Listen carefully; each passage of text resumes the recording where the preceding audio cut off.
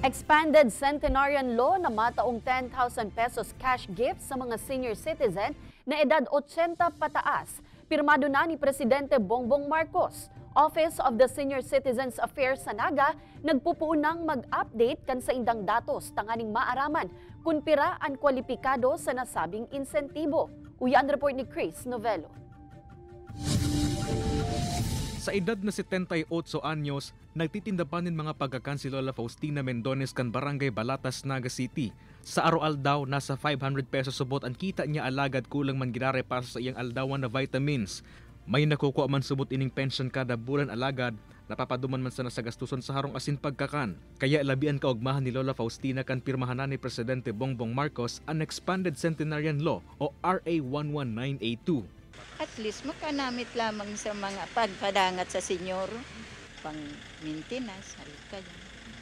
Tapos pagkakan. Inamyendaran kaini ang Centenarians Act of 2016 kung sain, bako na sana mga senior na abot sa 100 years old ang makakaresibe ng cash gift gikan sa gobyerno. Dawa kaya ang mga senior na matungtong sa edad 80, 85, 90, 95 ang makakaresibe naman ng kantidad 10,000 pesos na cash gift. Sakop man ka nasabing laymagi ng mga senior na nasa abroad na makakaabot ka nasabing mga edad. Alagad ni bang senior citizen, hagad na maibaba ang edad kan makakaresibe ng cash gift. Dapat kalikit.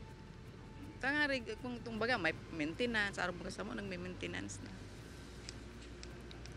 Mahalon baga ang anong niyan mga bulong. Katakod kay ni, nagpupuon na mag-update ang Oscar Naga City Consent ng datos, nganing maaraman kung pira ang kwalipikado sa nasabing insentibo.